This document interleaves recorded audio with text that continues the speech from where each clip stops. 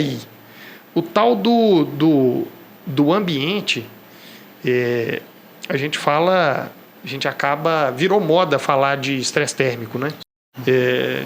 E no Paraná tem um pouco menos. Agora, a Companhia do Leite, como às vezes ela chega em alguns lugares mais quentes, como no Tocantins, no Pará, no Maranhão.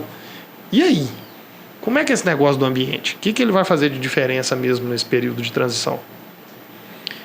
Então, a gente discutiu, né, abordou a importância da nutrição nesse período, né?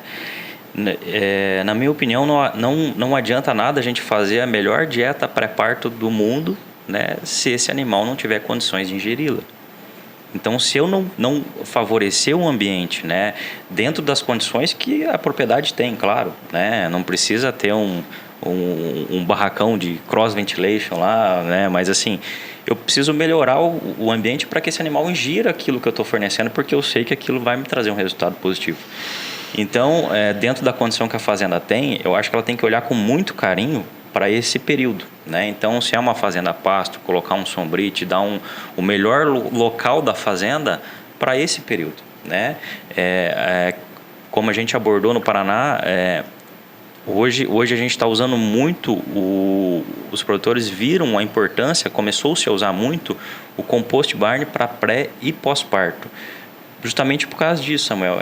Isso traz uma ambiência extremamente adequada para esse animal, para que ele ingira aquela dieta que foi bem balanceada, com um sal acidogênico. Então, a gente garante que isso vai trazer um resultado positivo, né? Ou seja, tem sombra. Tem sombra. Né? Não tem barro. Tem um lugar bacana para deitar. E coxo, né? Exato. Esse é outro ponto importante, cara. Porque assim, uma coisa, provavelmente você já se depararam uma situação que numa determinada fazenda tem épocas que você tem um pico de parto, vamos supor, né? Determinada época do ano lá você tem, na fazenda, geralmente tem 2 partos por mês e naquele período específico vai ter 6 partos, né? O que é muito comum muitas vezes? O espaço, ele acaba ficando o mesmo o ano todo. E o número de coxos também. Então, ou seja, uma vaca ela precisa de 80 centímetros de espaço de coxo. Esse é o que a gente diz como é o ideal. Porque a vaca consegue ir lá comer, uma forma, ela é mais sensível, então tem que ser um espaço maior do que uma vaca em lactação. Mas ela tem que ter esse espaço mínimo ali garantido. Quando eu tenho uma condição que nem essa, de um pico de parto, se eu fizer o espaço de coxo ali por cabeça, talvez tenha 80 centímetros na maioria do ano. Mas quando eu aglutinei, que agreguei mais partos ali, aquele espaço ele vai reduzir. E o que às vezes acontece, que a gente vê às vezes na prática? Uma época do ano explode ali um pouco retenção de placenta. O que está acontecendo com retenção? Mas da onde que veio essa retenção? Não dava retenção. Será que o que elas não estão comendo? Você vai olhar, na verdade, é o espaço de coxo que foi menor. E isso a gente já viu até casos em propriedades que a gente atende. Que às vezes o espaço ali, as vacas elas estavam em espaço que... E não digo que é descuido do produtor, porque às vezes é falta de informação mesmo.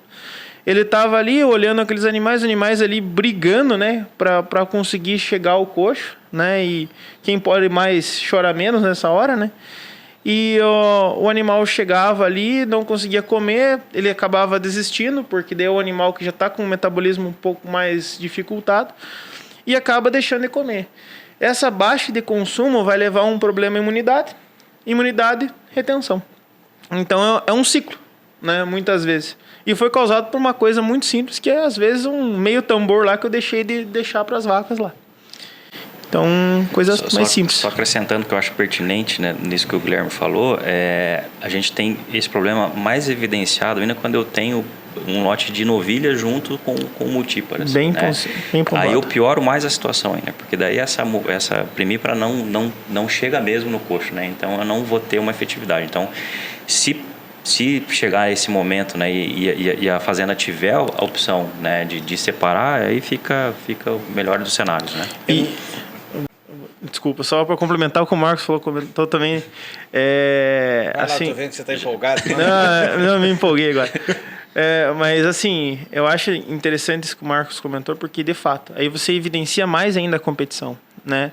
E a competição, além de, lógico, o animal comer menos por dia, pensando no total, ela também modifica um pouco o hábito alimentar dela. Então ela faz uma coisa que provavelmente alguém de vocês eu já fiz isso. Que eu não sei se já foram, por exemplo, num casamento e tinha uma baita de uma fila na hora do buffet. E você geralmente atorado de fome, porque espera-se o dia um tempão para você chegar naquele momento do jantar, né? O jantar geralmente é caprichadão. E aquilo ali instiga você querer ir no coxo, né? E naquele momento lá, que nem você já ficou esperando um tempão. E se você comer um pouco e esperar para repetir, meu amigo, você vai jantar às 2 horas da manhã. Então, o que geralmente a gente faz? Você vai lá e dá aquela boa e velha carregada no prato, né? Faz um monte, né? Faz um monte, né? 31 meu, né? Cara, tipo, do meu porte, geralmente gosta, né? Mas assim, o que eu quero dizer com isso?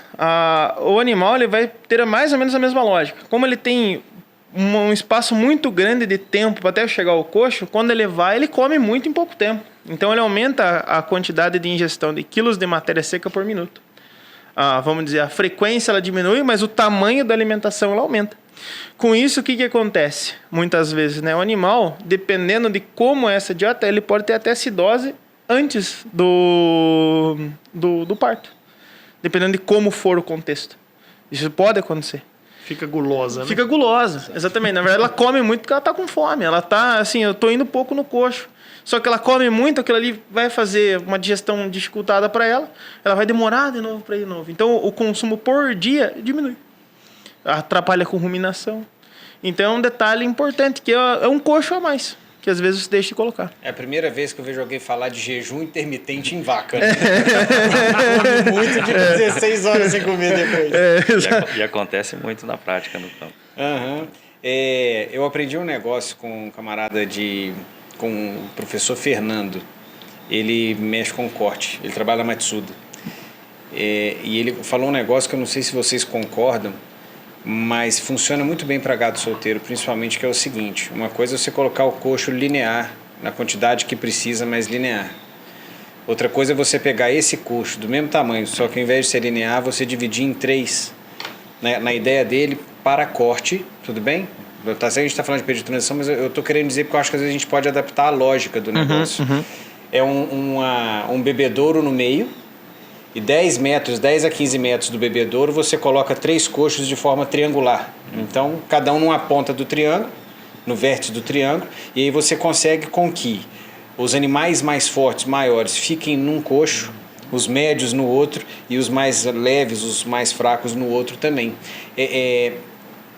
A tendência é que essa configuração acaba sendo feita na prática e não um forte em cada coxo tomando conta daquele coxo.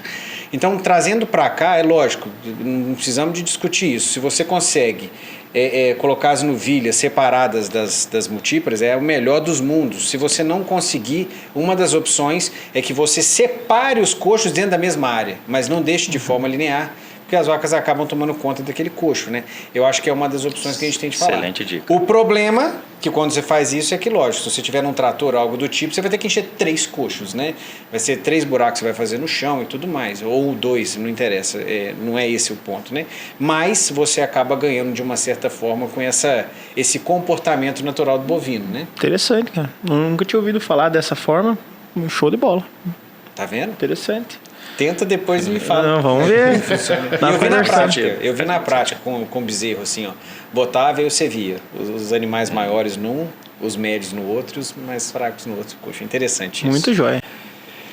Tá, mas continuando dentro desse ponto, o Marcos atende umas fazendas bem grandes, né? Exato. E aí, quando o número de animais é muito grande dentro do pré-parto, como é que você faz? Então, isso acontece, né? Tem esse período de sazonalidade, ou pico de partos, vamos dizer assim, né? Lá a gente tem uma condição característica do ano que é bem fria, um período que se emprenha muita vaca, né? Então, no outro ano ela vai parir no mesmo período. E o melhor do cenário seria você se adequar a esse período, né? Você ter espaço suficiente, né? Mas vamos lá, Samuel, se eu não tenho, né? Então, o que eu posso fazer? Uma maneira prática de fazer encurtar o período seco, né, o período de pré-parto desse animal, né, para que eu tenha menos animais no ambiente, né? Então, aí eu começo a trabalhar. O período adequado aqui é eu ter 20 animais nesse espaçamento de coxo aqui. Então, se eu preciso ter 20, e se eu colocar com 21 dias ali vai ter 30, eu reduzo para 15, né? Então, assim, eu vou, de uma forma de manejo, eu vou adequando. Na minha opinião, isso traz mais benefício, né, do que eu colocar todo mundo 20 dias e eu não ter a garantia que todos os animais vão ingerir a quantidade adequada. Fazer bem feito 15 dias... É melhor do que mal feito os 21. Exato. Perfeito. Bom demais.